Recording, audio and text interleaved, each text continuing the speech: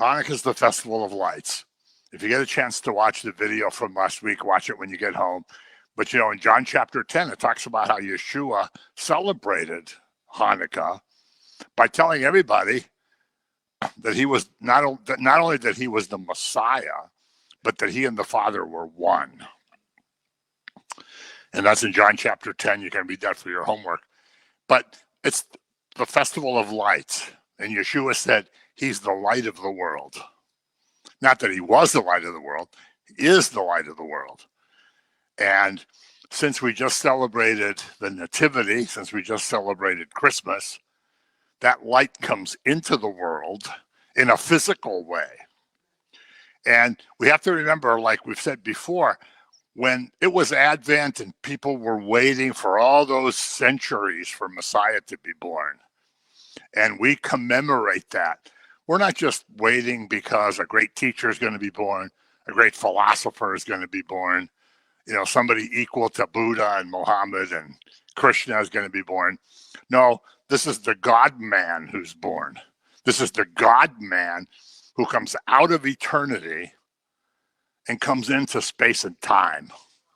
God is outside of time. That's why in that song you saw his name, Yahweh, I am that I am. I am who am.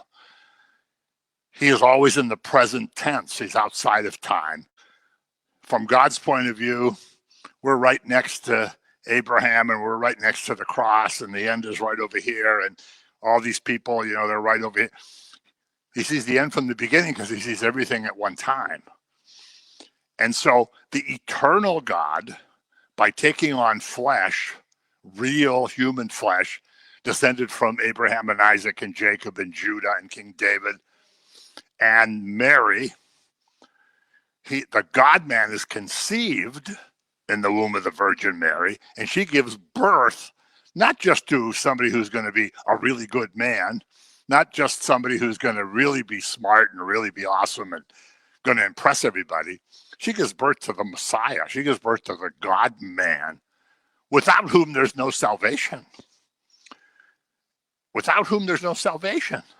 There would be 0 people in heaven today if he had not come. Now, we celebrate his birth, yes, but he can't do his sacrifice. He can't do the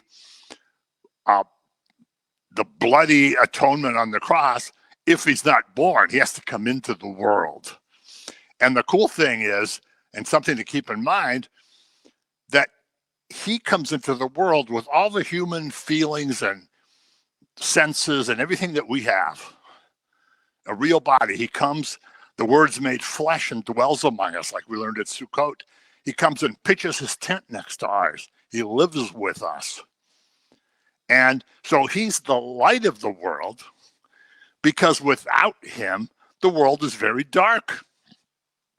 And I know it's all through Advent. We did a lot of stuff from Isaiah. And if you've been listening to the radio shows and the YouTubes and the podcasts, it's all been mostly about Isaiah. But in Isaiah 9:2, I love this. The people who walked in darkness have seen a great light. Those who dwelt in the land of the shadow of death, upon them a light has shined. So he's talking about people walking in darkness see a light. People that dwell in a land of gloom, in the shadow of death, are going to see a light. In fact, the light's going to shine on them. Now, why were they in the dark? Why were they in the gloom? Why are people today in the dark and in the gloom? Because they've turned away. They've turned away from God, from his laws. They've turned away even from his love. They've turned away from his revelations. They've turned away from everything that he wants to give us to say, hey, we don't need that kind of stuff anymore. Maybe our distant ancestors needed that kind of stuff, but we're hip now. We're cool. We've evolved. We'll decide who's a boy and who's a girl, and we'll decide who's going to be born and who's not going to be born, and we'll decide who's going to get married, who's not going to get married. We'll decide that. Thank you very much. We're independent. We don't want to be under somebody's rule. So they've turned away. There's been rebellion. Now, when you're in rebellion against God's law and the light of Yeshua hasn't shined on you, what kind of situation are you in? You're in the shadow of death. You may be living a great life, and you may be in excellent health, and you may be able to run a marathon, and you may have a nice low cholesterol, and you may just, eat vegetables and fruits, but you're living in a shadow of death because you're in a land of darkness, you're in a land of gloom, because you're trying to be your own light. And you're living in the shadow of death. But this is where the light, capital L, shows himself, capital H. He shows himself in the gloom. Isaiah wrote that he shines into the darkness. He shines into the shadow of death. Because that's where you are when you get to know him. That's where you are when that light shines on you.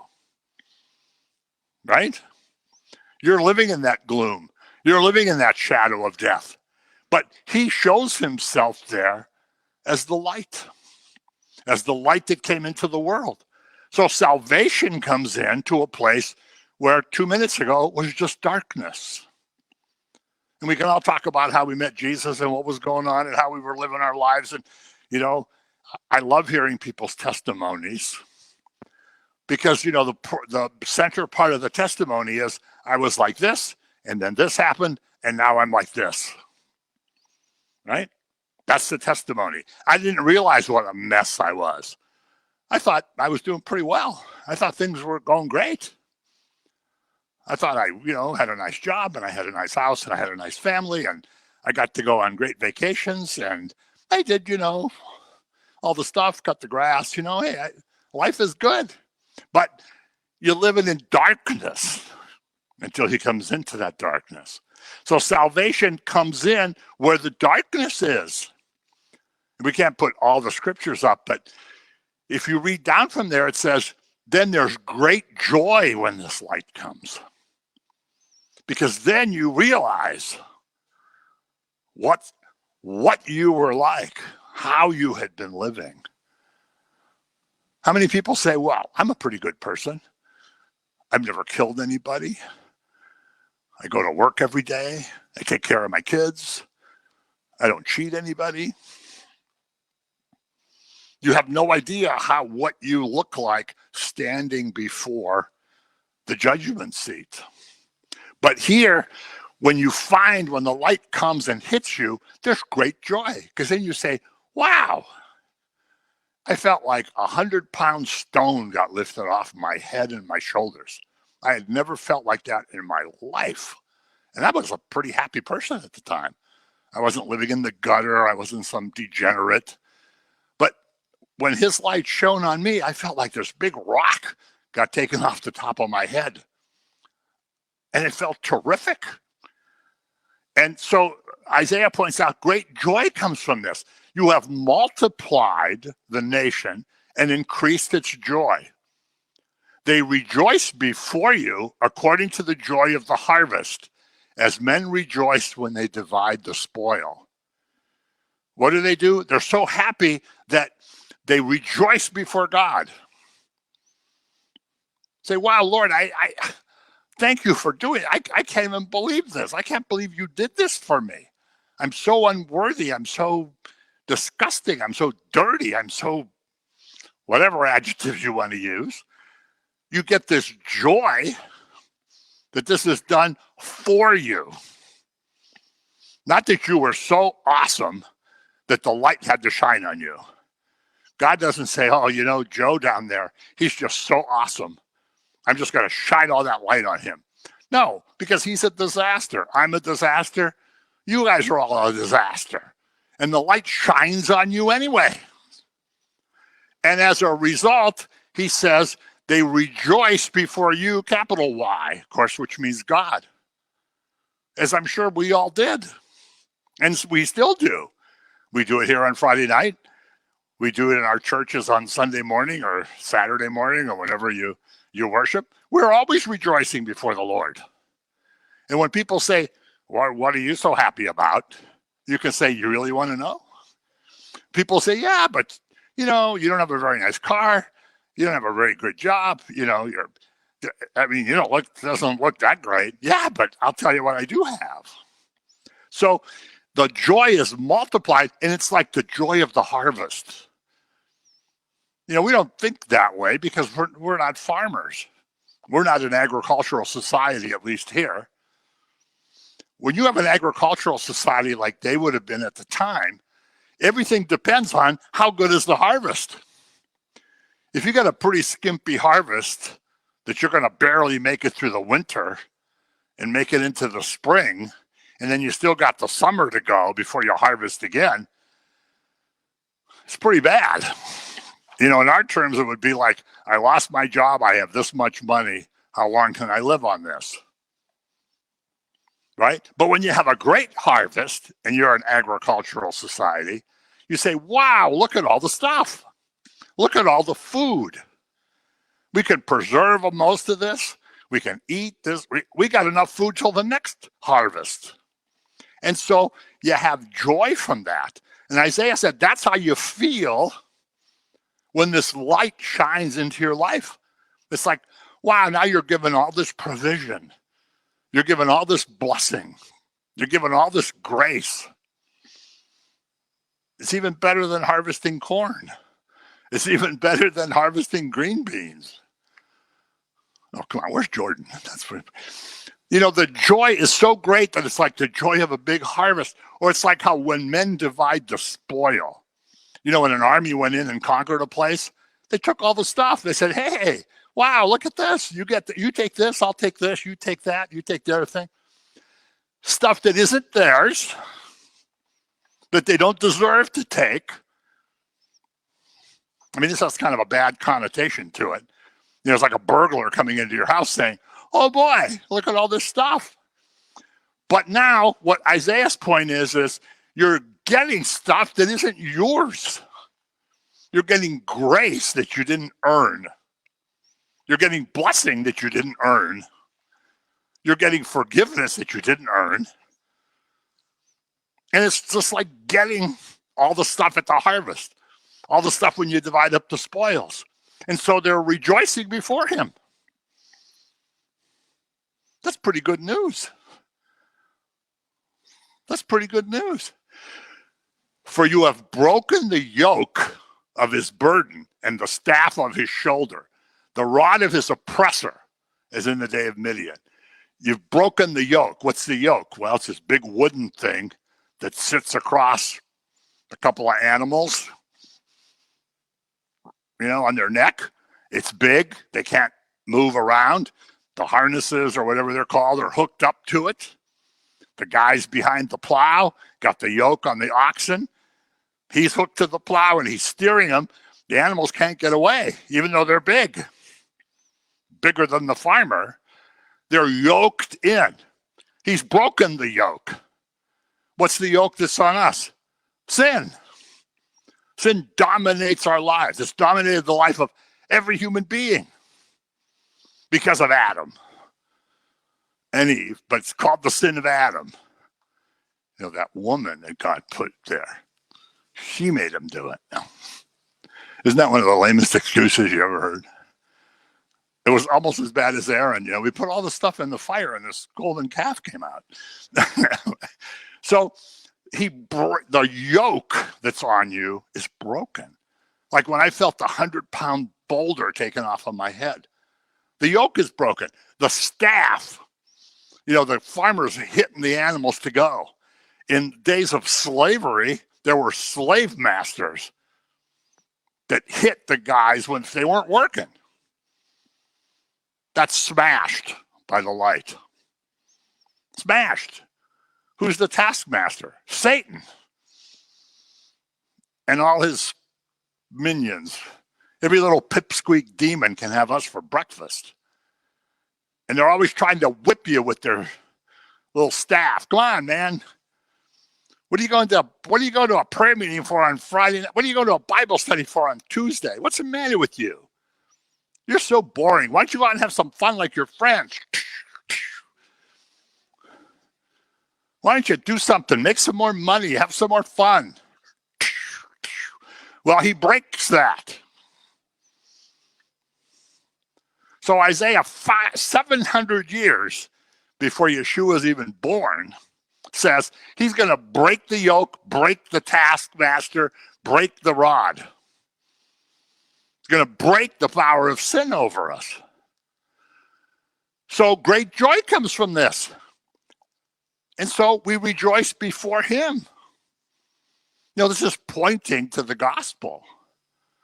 This isn't pointing to more law. This isn't pointing to, well, maybe next year I'll do better with this law. Or maybe if he could just take away maybe a couple hundred of these laws, I'd be in a lot better shape. If we whittle it down from 613 to 302, I'll do a lot better. No, this is pointing to grace. This is being broken. You're not breaking the yoke. You're not breaking the whip. You're not breaking the rod. He's breaking it. The light that comes into the situation is breaking it. And it brings joy and abundant light.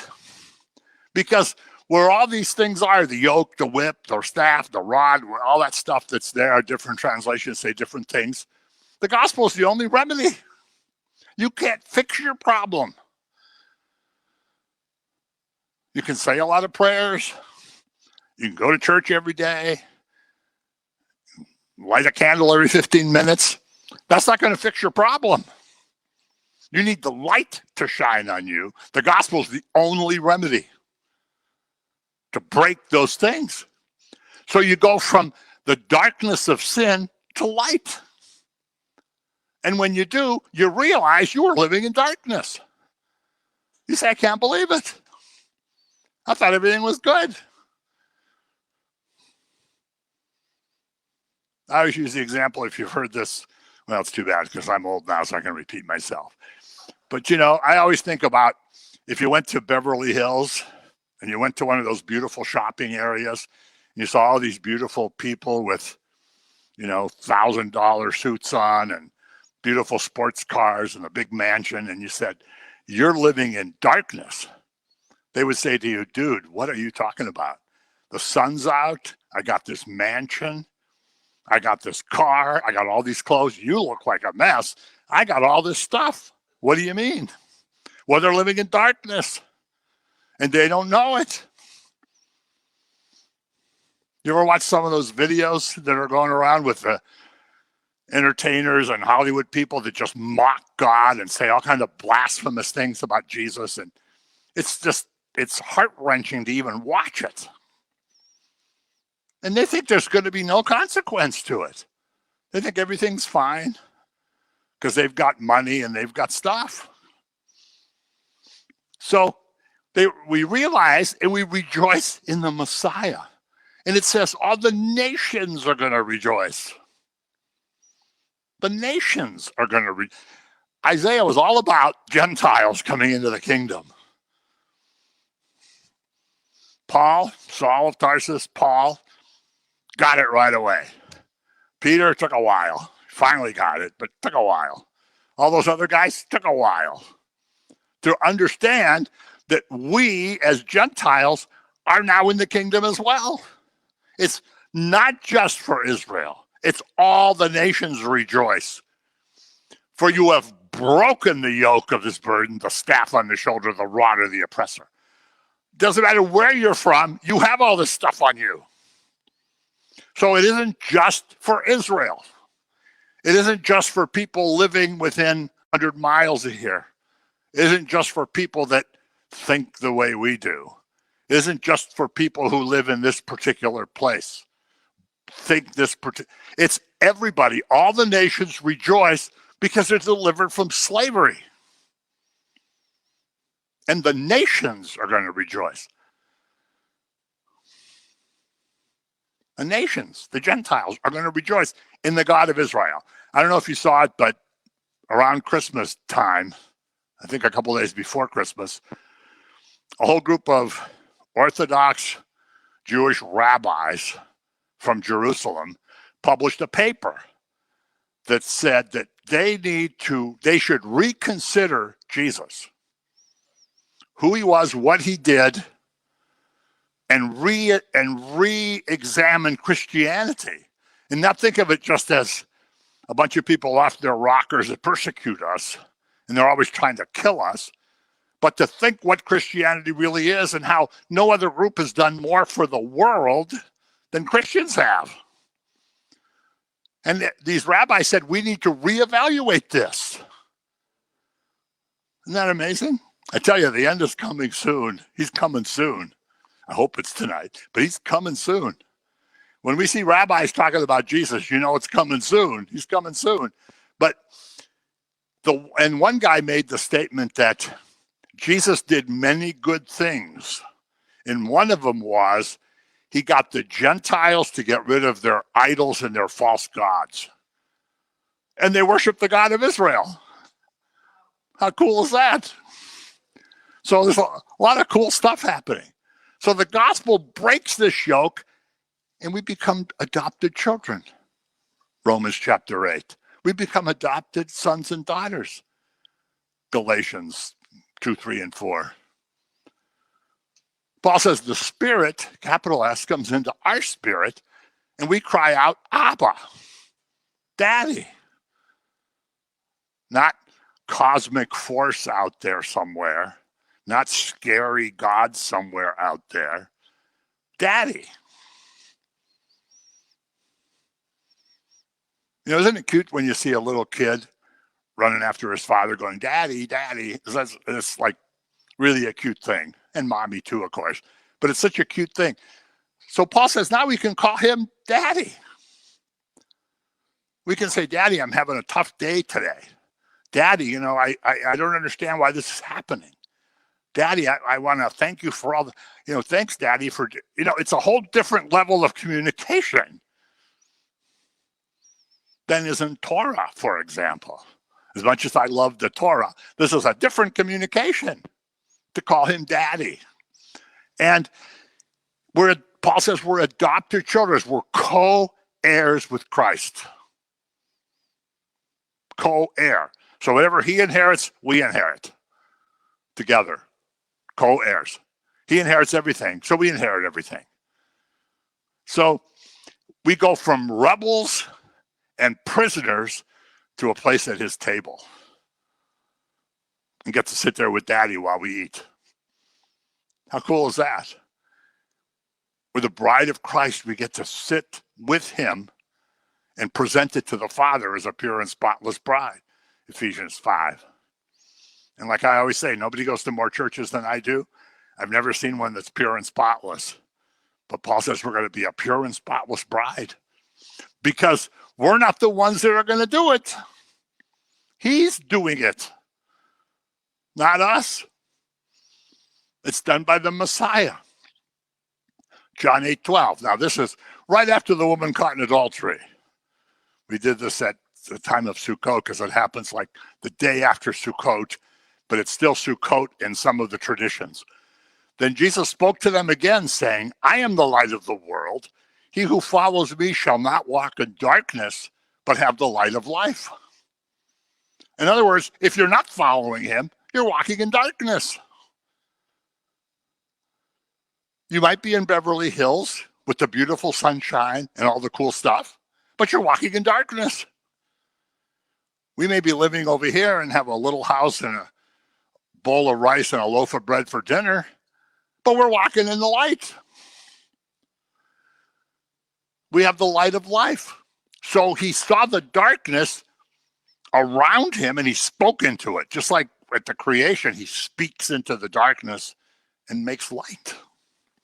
Just let there be light. First thing that's created is light. And he says, I'm the light of the world.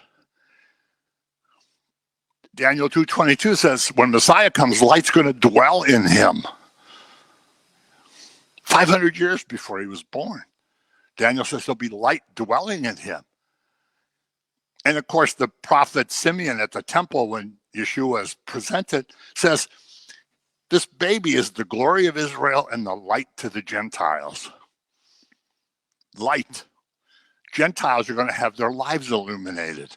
They're going to come out of the temple of Zeus, and they're going to hear some crazy guy like Paul preaching, and they're going to say, wow, I believe it.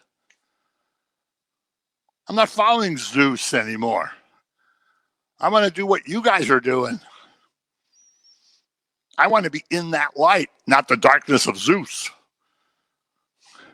So he's the light of the world, and not just for the Jews, for the whole world. And it's shining into the darkness. It's really the kind of the darkness of a dungeon, when you're living an unrepentant life and you don't even realize where you are. It's like the darkness of a dungeon. But he shines into that and changes everything. So if we follow, we have the light of life, he says in John 8. And we won't walk in darkness anymore. But we can't just look at him. We have to do something with him. We have to believe. We have to repent. We have to follow. We have to be disciples. We can't just say, yeah. Got saved when I was 15. Now I'm 80. Everything's cool. Well, what have you been doing all those years? Nothing. You don't have to do anything. Oh. You follow. You can't just look. It's for your eyes and your feet. Jesus never says, hey, you know what? Believe and you can just relax. Nothing else to do. He says, you got to believe or you're condemned, and you got to be my disciple. You have to be disciplined. You have to learn. You have to do. So he's the light of the spiritual life. Then we know the truth. Then we're not slaves to sin anymore. We're still going to sin, of course, because we're humans. But sin's not going to master us like it did before. John 3. He who believes in him is not condemned. But he who does not believe is condemned already, because he has not believed in the name of the only begotten Son of God. Woo.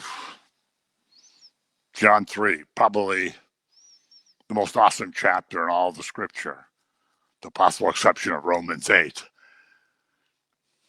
And this is the condemnation, okay? If somebody says, hey, Jesus, I don't get what you're talking about. What do you mean condemned? This is the condemnation, that the light has come into the world, and men love darkness rather than the light, because their deeds were evil. We don't want to see the light. We want to just live in the dark. Like when you turn on the light of a room and cockroaches scramble away. We don't want the light shining on us. Traditionally, not so much now, because now there's a lot of crime in broad daylight, but thieves and criminals mostly work in the dark, right? They're not going to break into your house if all the lights are on and there's 18 people inside having a party. They're going to come when nobody's home. They don't want to go where the light is, because their deeds are evil. So he says you're condemned already if you don't believe. You're condemned already before anything else is mentioned, before there's any other kind of judgment. Did you kill anybody? Did you commit adultery? Did you steal? Did you lie? Even before any of that, you're condemned. I gave away $1 billion. You're condemned. I gave all kind of money to the hungers. You're condemned.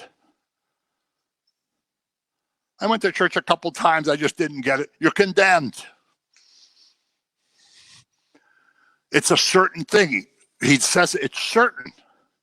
You're condemned. There's not a question about it. You might be condemned. Well, it's possible. But, maybe you should just believe and not take a chance. No, it's a certainty that you're condemned, because they condemn themselves.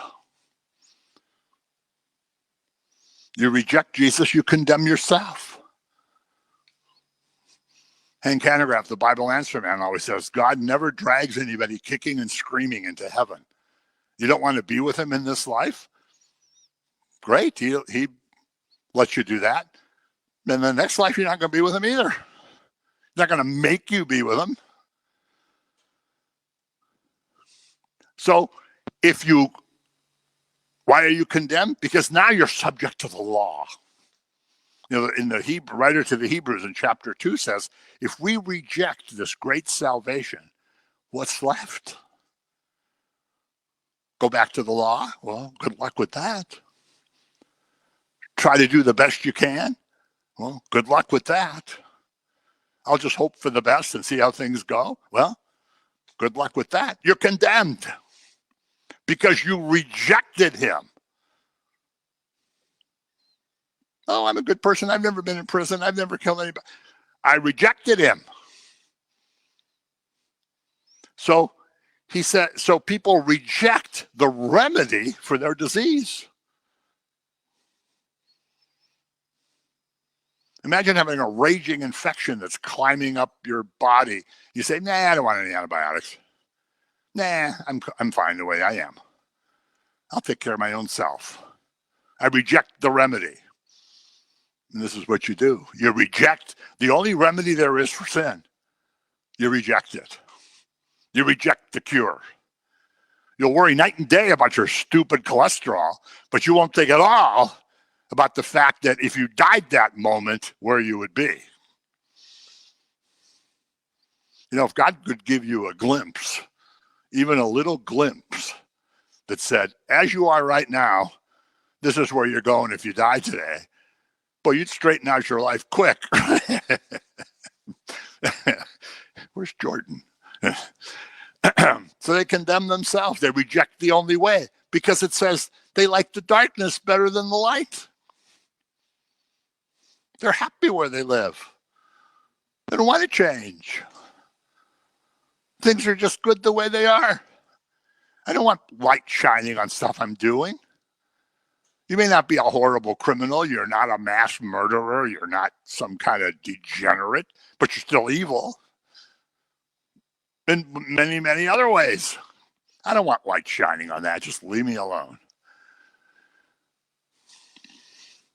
Or the old saying about, I want Jesus to come into my heart, but, not my whole heart, just like a little bit of it. Because some of that stuff, I just want to keep the way it is.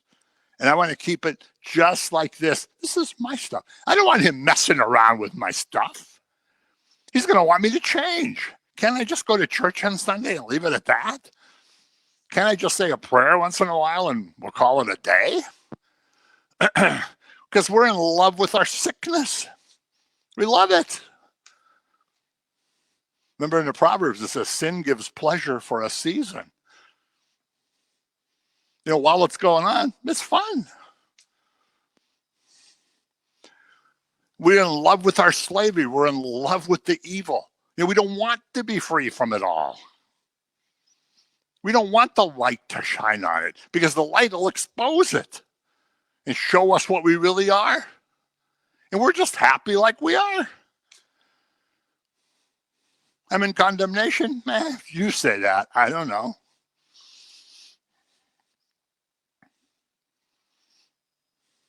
So I used to tell people in the office, when you leave here, you may think I'm a crazy old man, but I don't care. It's just not about me. I don't care what you think about me. Paul says, I become all things to all people in order to save some. Paul didn't care much if people liked him, didn't like him. He's given the message. And so it's condemnation. 2 Corinthians 4, I think this is the end. For it is God who commanded light to shine out of a darkness, who has shone in our heart to give the light of knowledge of the glory of God in the face of Jesus. The glory of God, the light of God is in the face of Jesus.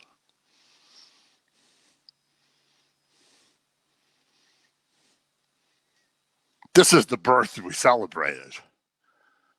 Not a teacher, not a philosopher. He was those things. He never said to anybody, hey, if you want to follow Buddha, that's cool. If you want to follow me, great. If you don't, I don't want to put any pressure on you. It's no big deal. There's plenty of other people you can, plenty of other things you can do. You want to go to the temple of Zeus? Hey, that's okay. No, never. Said, I'm the only way. And Paul says the light shines in his face. That's where the light is. He comes into the world and brings the light because he's the fullness of the Godhead. Colossians chapter 1, the fullness of the Godhead dwelt in him. So when you saw there's no nativity set here. When you saw little baby Jesus laying in the manger, you saw the fullness of the Godhead. When you saw teenage Jesus learning the craft and the shop, you saw the fullness of the Godhead. When you saw adult Jesus go with those guys to Panera's and have coffee in the morning, you saw the fullness of the Godhead. Paul says that's where the light is, and that's the light that shines into the darkness. Whew. So, let's wrap it up with the Aaronic blessing, and then we're going to have some snacks. May the Lord bless you and keep you. May he let his face shine upon you and be gracious to you. May he lift his countenance upon you and give you peace, give you the true shalom that only he can give, the fullness, the peace, the security, the joy that only comes with him, because he is the Sar Shalom, the Prince of Peace.